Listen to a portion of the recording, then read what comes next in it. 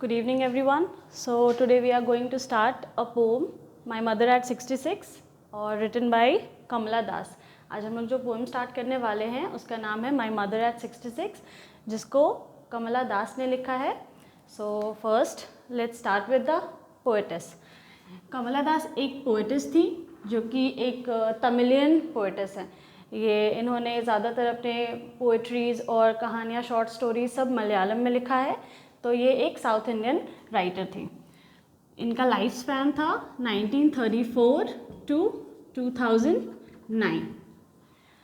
कमला दास को फेमस नाम से जिससे जाना जाता है ये कमला दास है. और इसका प्रोनाउंसिएशन भी कमला दास इसलिए क्योंकि ये साउथ इंडियन राइटर थी. कमला ऐसे हम लोग कमला कहते हैं लेकिन साउथ इंडियन प्रोनाउंसिएशन इज़ कमला, इसीलिए उनका नाम कमला दास है. और जब इनकी शादी नहीं हुई थी तब इनको कमला सुरैया के नाम से जाना जाता था. आफ्टर शी गेट मैरिड तो उनका नाम ये पड़ा कमला दास. और इनका एक पेन नेम भी था. पेन नेम उसको कहते हैं जब बहुत सारे राइटर्स अपना ओरिजिनल नेम ना यूज़ करके एक नाम यूज़ करते हैं, pseudo name, false name use करते हैं, उसको पेन नेम बोला जाता है, जो कि था माधवई कुट्टी. माधवई कुट्टी. कुट्टी मीन्स बेटी, लड़की. सो माधवई कुट्टी ये इनका पेन नेम था. इन्होंने बहुत सारी शॉर्ट स्टोरीज़ इस नाम से भी लिखी हैं. ज़्यादातर इनका जो राइटिंग है वो माधवई कुट्टी के नाम से ही लिखा गया है. So let's get to the poem my mother at 66. पहले एक ब्रीफ देखते हैं इस पोम का. इस पोम में कमला दास जो हैं वो खुद उनके पर्सनल एक्सपीरियंस पे लिखा गया ये पोम है. तो वो एक दिन अपनी मम्मी को अपने घर से, वो अपने मायके से कहीं जा रही होती है, अपनी मम्मी के घर से कहीं जा रही होती हैं और वो अपनी मम्मी से अलविदा ले रही होती है. तब उनको रियलाइज़ होता है कि उनको एहसास होता है इस बात का कि उनकी मम्मी अब बहुत बूढ़ी हो गई है. और उनके मन में एक डर रहता है जो कि बचपन से उनके मन में है कि वो अब उनकी मम्मी बूढ़ी हो गई हैं तो एक दिन ऐसा आएगा जिस दिन उनकी मम्मी नहीं रहेंगी और वो फियर ऑफ लूजिंग, उनको अपनी मम्मी को खोने का डर वो उनके मन में बैठ जाता है. तो बेसिकली वी कैन से कि इस पोम का जो थीम है, फर्स्ट थीम जो है वो एजिंग है. एजिंग मीन्स बुढ़ापा. एक ऐसा क्राइटेरिया है जिसको लाइफ का एक ऐसा थीम है जिसको कोई चेंज नहीं कर सकता है, जिसको कोई रोक नहीं सकता है, जिसको कोई बदल नहीं सकता है. टाइम किसी को भी स्पेयर नहीं करता है. तो एजिंग, सब लोग जो जन्म लिया है उसको बूढ़ा होना है और उसका लाइफ स्पैन ख़त्म होना ही होना है. तो ये एक बहुत ही इम्पॉर्टेंट और क्रूशियल थीम है इस चैप्टर का. Second is fear of losing your loved ones.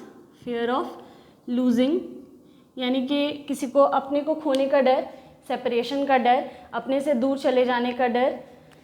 Third, ageing और फियर ऑफ लूजिंग तो है ही, इसके साथ साथ mother daughter bond, mother and daughter bond को भी इस चैप्टर में दिखाया गया इस पोम में कि कैसे एक माँ और उसकी बेटी से इतना उसका अटैचमेंट होता है. स्टिल उसको एक ऐसा टाइम आता है कि उसको अपनी मम्मी से दूर जाना पड़ता है.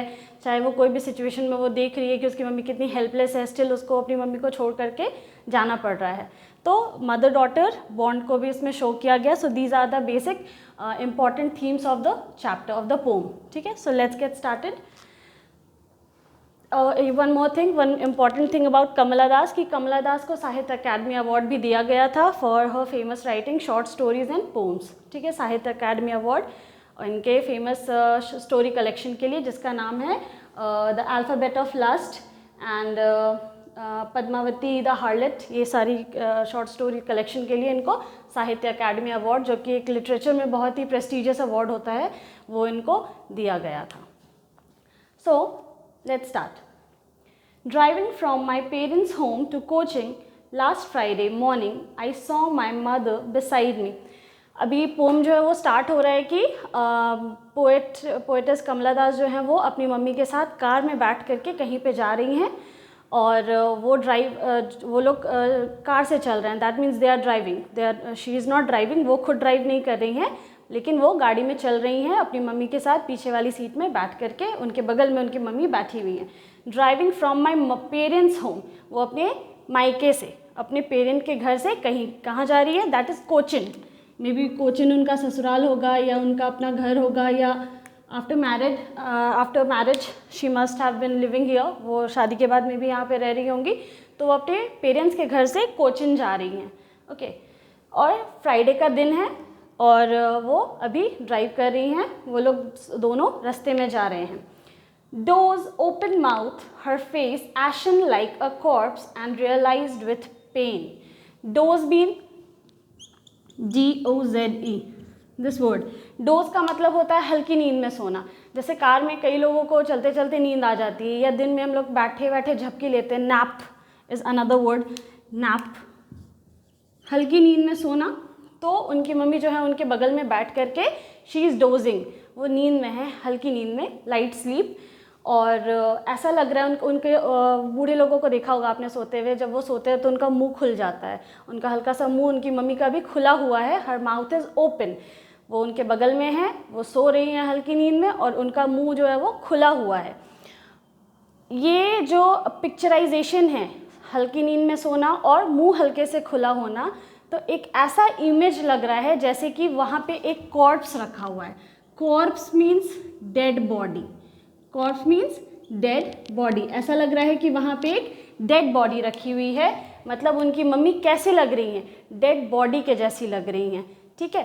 तो क्योंकि वो बूढ़ी हो चुकी हैं, एशन एक और वर्ड यूज़ किया गया है यहाँ पे, those open mouth, her face ashen like of a corpse and realised with pain. उनकी मम्मी के चेहरे पे ना दर्द दिखाई दे रहा है, पेन, ऑब्वियसली दर्द होगा क्योंकि वो भी तो अपनी बेटी से दूर जा रही हैं, उनकी बेटी उनसे अलग हो रही है, वो भले उसको शो नहीं कर रही हैं लेकिन दैट पेन इज़ देयर, उनके चेहरे पे वो दर्द है, दिख रहा है कि she is in pen, she is hurting, उनको तकलीफ़ है कि उनकी बेटी उनसे दूर जा रही है। और एशन का मतलब, ऐश का मतलब राख होता है, राख जब कोई चीज़ जल जाती है तो उसका जो राख बचा हुआ होता है उसको ऐश कहते हैं। तो ऐश का कोई कलर नहीं होता, उसमें कोई चमक नहीं होती है, वो बहुत ही ज़्यादा पेल होता है, फीका होता है, बदरंग होता है। उसी तरीके से इनकी मम्मी भी जब बगल में लेटी हुई हैं, बैठी हुई हैं और हल्की नींद में सो रही हैं, तो ऐसा लग रहा है कि एक डेड बॉडी जिसका जो बदरंग हो चुकी है और उसका कोई, उसमें कोई ब्राइटनेस नहीं है, कोई चमक नहीं है, वो उनके बगल में लेटा हुआ है। That she was an old as she looked out, but soon put that thought away and looked out. Poets अपनी मम्मी को ऐसे देख नहीं पाती हैं, उनको अच्छा नहीं लग रहा है ऐसे देख करके, ऑब्वियसली नहीं अच्छा लगेगा कि मेरी मम्मी, ये रियलाइजेशन कि अब मेरी माँ बूढ़ी हो गई है और अभी उनके बगल में वो लेटी हैं तो वो एक मुर्दे की जैसी दिखाई दे रही है, डेड बॉडी की जैसी दिखाई दे रही हैं, फीकी पड़ गई हैं, पेल हैं, कोई चमक नहीं है रही है उनके चेहरे पे। तो वो अपने आप को डिस्ट्रैक्ट करने के लिए इधर उधर देखने लगती हैं, वो खिड़की से बाहर देखती हैं, ठीक है, अपने आप को डिस्ट्रैक्ट करने के लिए, क्योंकि उनको ये थॉट अपने दिमाग में चाहिए ही नहीं, वो उस थॉट से भाग रही हैं, ठीक है। तो इसीलिए वो खिड़की के बाहर देखना शुरू करती हैं अपना ध्यान हटाने के लिए। बाहर उनको क्या नज़र आता है? At young trees sprinting, the merry children spilling out of their homes. जब वो बाहर देखती हैं तो उनको दो चीज़ें नज़र आती हैं, ट्रीज़ स्प्रिंटिंग। ट्री स्प्रिंटिंग का क्या मतलब? स्प्रिंटिंग का मतलब होता है दौड़ना। आपने सुना होगा जो दौड़ता है उसको स्प्रिंटर भी कहते हैं। स्पोर्ट्स के लैंग्वेज में जो दौड़ते हैं, जो लोग रेस लगाते हैं, उनको स्प्रिंटर भी कहते हैं। तो ट्री स्प्रिंटिंग, हम लोग जब भी गाड़ी में सफ़र करते हैं तो ऐसा लगता है कि सारे जो पेड़ हैं वो पीछे की तरफ दौड़ते जा रहे हैं, भाग रहे हैं, पीछे की तरफ भाग रहे हैं, ठीक है, क्योंकि हम लोग आगे चल रहे होते हैं और जो पेड़ है वो पीछे छूट रहा है और बहुत तेज़ी, जितनी स्पीड हमारी गाड़ी चलती है उतनी तेज़ी से वो ट्रीज़ जो है वो पीछे की तरफ भाग रहा है। तो यहाँ पे उसको यूज़ किया गया है कि उनको दो चीज़ें नज़र आई, ट्रीज़ स्प्रिंटिंग, पेड़ दौड़ते हुए नज़र आ रहे हैं, और यंग चिल्ड्रन, मेरी यंग चिल्ड्रन, यहाँ जो यंग वर्ड यूज़ किया गया है, यंग, मेरी चिल्ड्रन, मेरी यानी कि खुश, खुश बच्चे नज़र आते हैं जो अपने घरों से निकल रहे हैं बहुत तेज़ी से, क्योंकि उन ऑब्वियसली बच्चे हैं तो उनमें एनर्जी है, वो बहुत ज़्यादा एनर्जेटिक हैं। यही तो डिफरेंस होता है ओल्ड एज में और यंग एज में। तो यहाँ पे कॉन्ट्रास्ट दिखाया गया है। ये जो ट्री स्प्रिंटिंग है और यंग मेरी चिल्ड्रन है, ये यहाँ पे सिंबलाइज कर रहे हैं यंग जनरेशन को। हमारे जो बच्चे होते हैं उनको दो जेनरेशन को यहाँ पे सिंबलाइज किया गया है। एक यहाँ पे ओल्ड कॉप्स यानी कि ओल्ड एज को दिखाया गया है, और यहाँ पे यंग मैरिड चिल्ड्रन यानी कि यंग एज को दिखाया गया है। दोनों में कितना डिफरेंस है। ये यहाँ पे बहुत ही बेजान पड़ी हुई हैं, और यहाँ पे ये बच्चे जो हैं उनमें पूरे एनर्जेटिक है, घरों से एकदम दौड़ते हुए निकल रहे हैं, खुश हैं, मेरी मीन्स खुश हैं। और ट्रीज़ जो है वो भी बहुत एनर्जेटिक हैं, तभी तो वो पीछे दौड़ रहे हैं। यहाँ पे मेटाफर के जैसे इसको यूज़ किया गया है, कंपैरिजन किया गया है। एक्चुअली ट्रीज़ दौड़ नहीं रहे हैं, लेकिन जब हम लोग खिड़कियों से देखते हैं बाहर तो वो बहुत तेज़ी से भागते हुए नज़र आते हैं। तो ये कंपैरिजन इसलिए दिखाया गया क्योंकि ये दोनों सिंबल है एनर्जी का और यंग जनरेशन का, और ये जो सिंबल है ये है ओल्ड जनरेशन का, वीकनेस का। ठीक है। Now after the airport security check, standing a few yards away, I looked at her again. अब वो लोग एयरपोर्ट पहुंच गए हैं। ठीक है, वो कोचिन जा रही थी अपने पेरेंट्स के घर से, और फ्राइडे का दिन था, गाड़ी में बैठी हुई थी, उनकी मम्मी उनके बगल में बैठी हुई थी, रास्ते में उनको ये चीज़ें नज़र आती हैं, और अब वो कहाँ पहुंच चुकी हैं? एयरपोर्ट पहुंच चुकी हैं। अब जब एयरपोर्ट पे चेक इन होता है तो वहाँ सिक्योरिटी चेक होता है, पहले आपका पासपोर्ट चेक होता है, जो भी आपके पास आप सामान वगैरह है वो सारी चीज़ें चेक होती हैं, आपका आइडेंटिटी ये सब कुछ चेक होता है। तो जो जा रहा है सिर्फ उसको ही, उसका ही चेकिंग होता है वहाँ पे। बाकी जो रिश्तेदार या कोई अगर आपको ड्रॉप ऑफ करने के लिए गया है तो वो बाहर खड़ा रहता है। ठीक है, आपको वो जो रिलेटिव हैं आपके या जो भी आपको छोड़ने के लिए गए हैं उनको बाहर वेट करना होता है। बाहर वेट क्या करना होता है, वो लोग वहीं तक छोड़ सकते हैं उनको, और बाकी जिनको जाना है, जिनकी फ़्लाइट है, वहीं अंदर चेक इन कर सकते हैं सिक्योरिटी चेकअप के बाद। तो पोएटिस जा रही हैं, तो पोएटिस कमला दास वहाँ पे सिक्योरिटी चेक इन करती हैं। वहाँ पे जो सिक्योरिटी गार्ड्स हैं उनका सब कुछ चेक इन कर रहे हैं, और वो दूर से अपनी मम्मी को देख रही हैं कि वो वहाँ पे खड़ी हैं, क्योंकि वो अंदर नहीं जा सकती हैं। स्टैंडिंग अ फ्यू यार्ड्स, कुछ दूरी पे वो खड़ी है उनकी mummy. I looked at her again, वो फिर से अपनी मम्मी की तरफ देखती है, और उनको कैसा नज़र आता है? Wan and pale. Wan and pale यानी कि फिर से बदरंग। उनको उनकी मम्मी कैसे दिखाई दे रही है? लाइफलेस, जैसे उनमें जान नहीं है, बेजान है वो। पेल यानी कि बदरंग, जिसका कोई रंग ना हो, फीका, किसी चीज़ का रंग उड़ जाता है तो वैसी वो दिखाई दे रही हैं। As a late winter's moon and felt that old। फिर से यहाँ पे एक और कंपैरिजन किया गया है ओल्ड जनरेशन को, यानी ओल्ड बूढ़े लोगों का कंपैरिजन उनकी मम्मी को फिर से पोएटिस ने एक और चीज़ से कंपेयर किया है विंटर का मून। आपने देखा होगा कि जो फुल मून होता है समर के टाइम पे वो बहुत ब्राइट होता है, सुंदर। जो पूर्णिमा का चांद होता है गर्मी के टाइम पे शाम में बहुत चमकदार होता है, बहुत सुंदर होता है, सुंदर दिखाई देता है वो, उसमें अपनी अलग ही चमक होती है, और उसको देख करके ऐसे लाइवली फील होता है, ऐसा लगता है सब कुछ जी उठा है। लेकिन जब वो अपनी मम्मी को अभी दूर से देख रही हैं, क्योंकि तो वो तो एयरपोर्ट के अंदर सिक्योरिटी चेक इन कर चुकी हैं, और उनकी मम्मी दूर खड़ी हैं, तो वो जब अपनी मम्मी को देखती हैं तो वो ये दो वर्ड से डिस्क्राइब करती हैं अपनी मम्मी को, वैन एंड पेल। वैन मतलब भी बदरंग, पेल का मतलब भी बदरंगी होता है। ठीक है, तो ये दोनों सिनोनिम है एक दूसरे के, ठीक है, पर्यायवाची हैं। तो वो एकदम ही लाइफलेस दिखाई दे रही हैं, इसीलिए वो क्या करती है, तुरंत अपनी मम्मी को कंपेयर करती है विंटर के मून से। आप जब ठंड के समय का चांद देखोगे तो एक तो ठंड के समय कुहासा होता है, तो चांद क्लियर विजिबल नहीं होता है। ठीक है, उसकी जो रोशनी होती है, उसकी जो चमक होती है वो वैसे ही कम हो जाती है विंटर के टाइम पे, कुहासे की वजह से, फॉग की वजह से। और अभी ऐसे भी जो चांद होता है वो हल्का हेज़ी दिखाई देता है, हेज़ी यानी कि धुंधला दिखाई देता है। ठीक है, तो इसीलिए वो अपनी मम्मी को कह रही है कि उनकी मम्मी का भी जो ब्राइटनेस है वो खो गया है, अब वो फीका हो गया है, वो भी हेज़ी हो गया है, धुंधला हो गया है। इसीलिए उनको लेट विंटर्स मून, जो बहुत ज़्यादा जब ठंड पड़ती है तब विंटर फॉग से ढक जाता है या हल्का हल्का हेज़ी हो जाता है, वो क्लियरली विजिबल नहीं होता है, उसकी रोशनी कम होती है।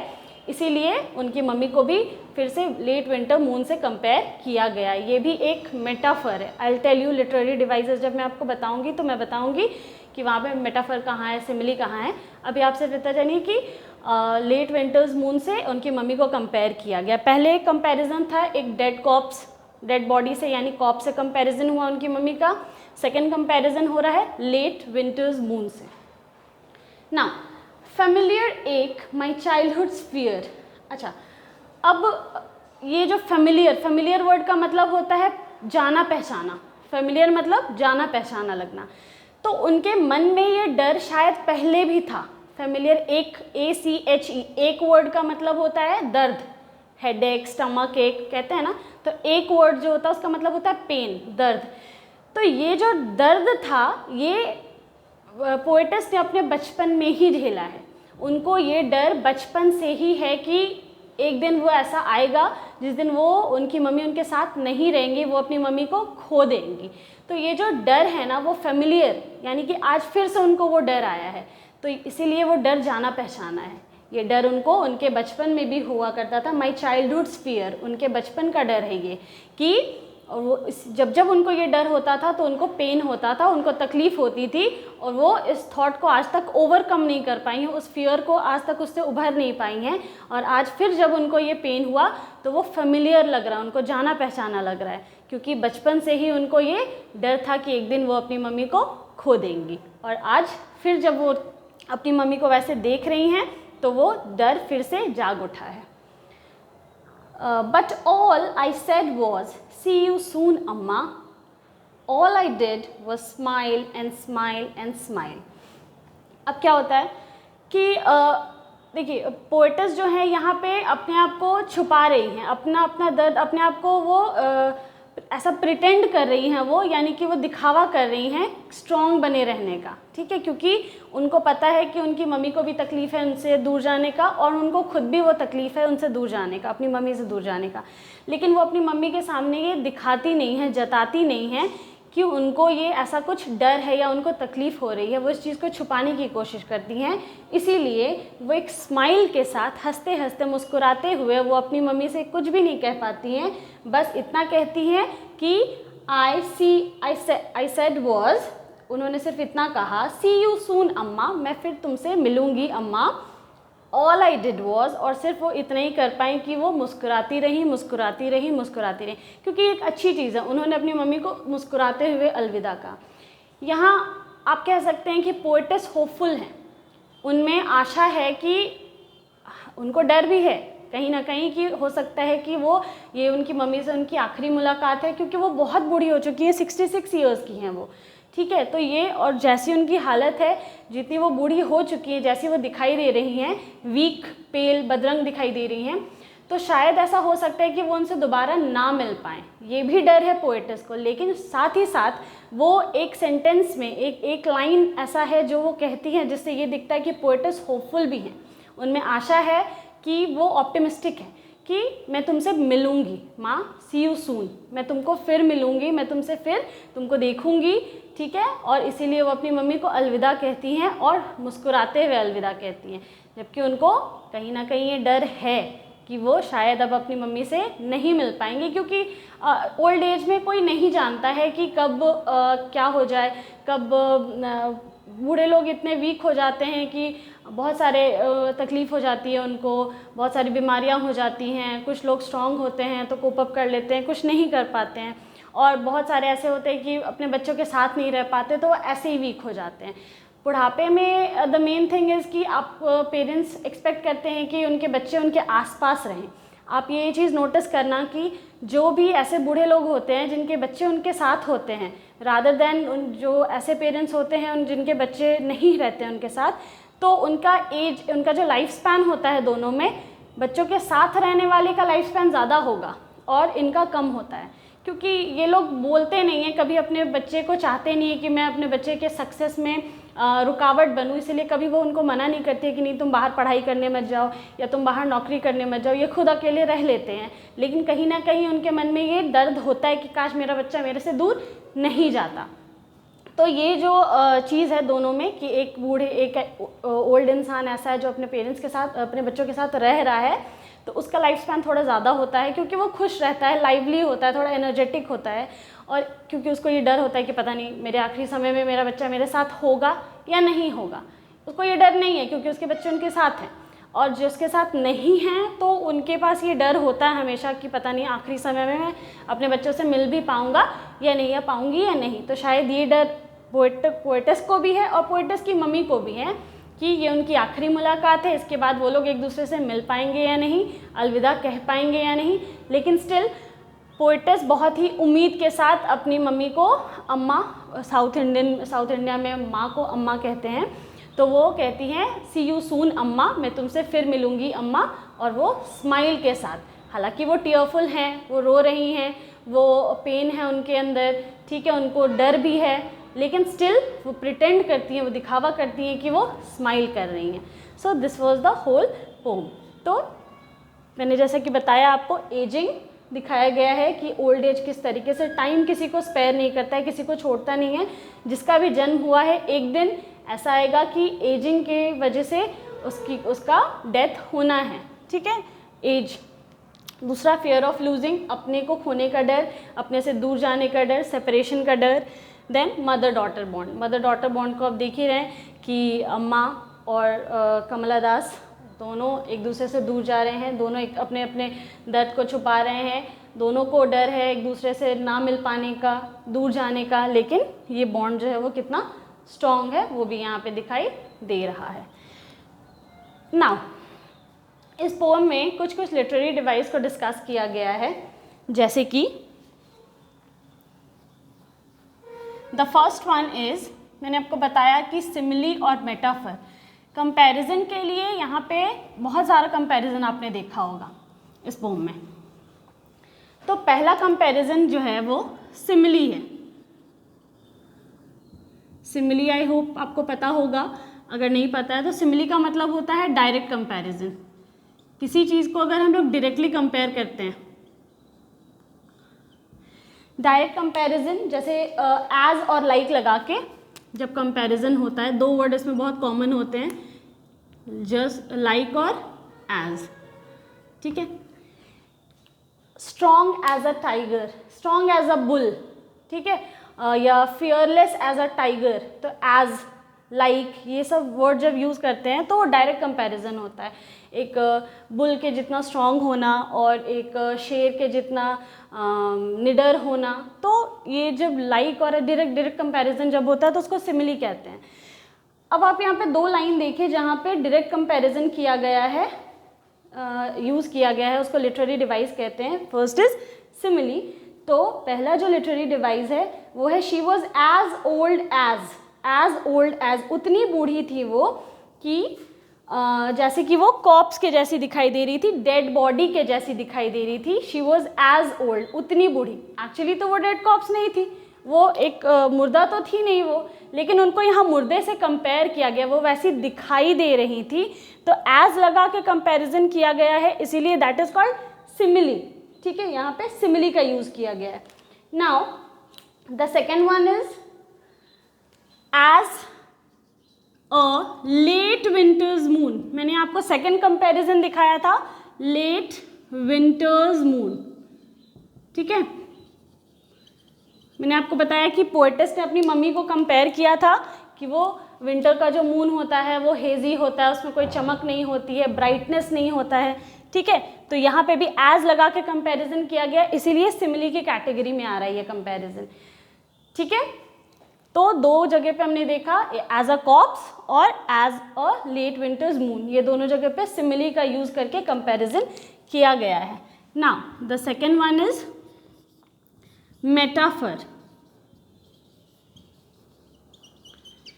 देखो मेटाफर का मतलब भी होता है कंपैरिजन, इसमें भी ये भी जब कंपैरिजन करते हैं तभी यूज किया जाता है, लेकिन यहाँ पे होता है इनडायरेक्ट कंपैरिजन। इनडायरेक्ट कंपैरिजन का मतलब जब किसी चीज़ को आप डायरेक्टली कंपेयर नहीं करते हो, जैसे एक वर्ड था ट्रीज स्प्रिंटिंग और young trees sprinting and the merry children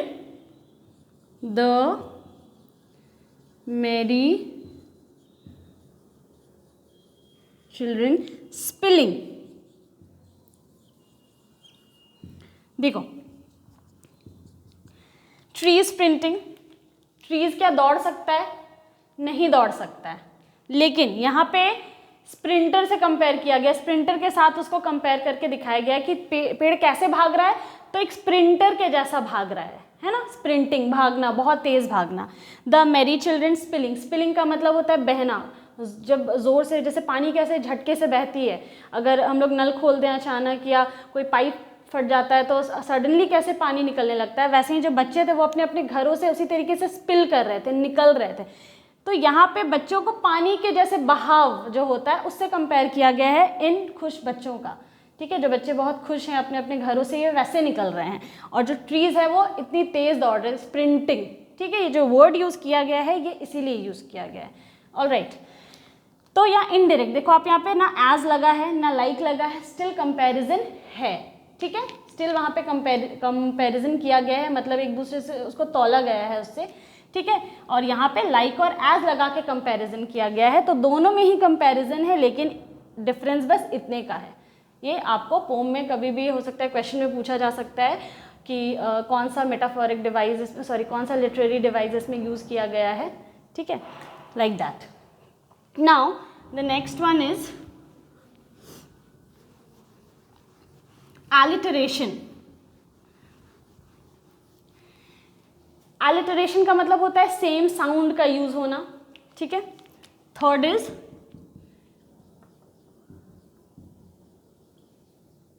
alliteration, जब सेम साउंड का यूज किया जाता है तो उसको alliteration कहते हैं।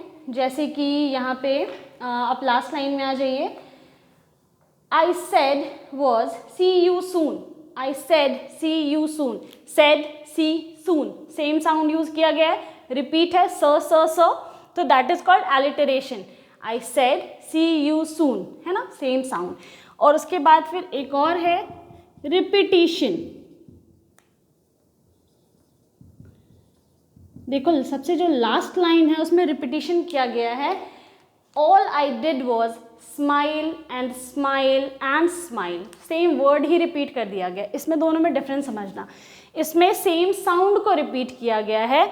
आई said was see you soon, I said स सी, फिर से स, यू सून, सून का फिर से स, तो साउंड रिपीट हो रहा है। इसमें क्या हो रहा है, रिपीटिशन वर्ड का हो रहा है, जो स्माइल वर्ड है उसी को बार बार यूज किया गया है, ठीक है।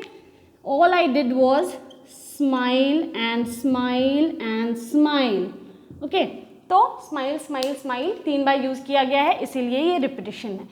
So you need to know that much only, इससे ज़्यादा ऐसे तो बहुत सारे लिटरेरी डिवाइस होते हैं, लेकिन आपको इस चैप्टर में ये 4 बेसिकली यूज़ किया गया है। और एक और है पर्सोनिफिकेशन, लेकिन आई डोंट थिंक कि वो नेसेसरी है क्योंकि वो उतना प्रोमिनेंटली यूज़ नहीं किया गया है। जैसे देखो ये ट्रीज प्रिंटिंग है, पर्सोनिफिकेशन का मतलब होता है जब किसी चीज़ को पर्सन के जैसा दिखाना, ठीक है। पेड़ दौड़ता नहीं है, लेकिन ट्रीज को स्प्रिंटिंग बोला गया है, मतलब पेड़ भाग रहा है, यानी कि इसको पर्सन के जैसा दिखाया गया है। तो जब भी ऐसे यूज़ किया जाता है किसी चीज़ को ह्यूमन के जैसे, ये ह्यूमन बीइंग के जैसा पोर्ट्रे किया जाता है कहीं पे, तो उसको पर्सोनिफिकेशन बोलते हैं, ठीक है। सो एक और लिटरेरी डिवाइस है यहाँ पे personification, all right, so this much. So again simile, metaphor, alliteration, repetition and personification, यही ज़्यादातर यूज़ किया गया है इस पोम में, ठीक है। और ये एक बहुत ही ब्यूटीफुल पोम है जिसमें मैंने आपको ऑलरेडी बता दिया कि 3 मेन थीम को यूज़ किया गया है, ageing, mother daughter bond and fear of losing और सेपरेशन, एक ही चीज़ है कि किसी से दूर जाना या किसी को खो देने का डर। So this much, thank you.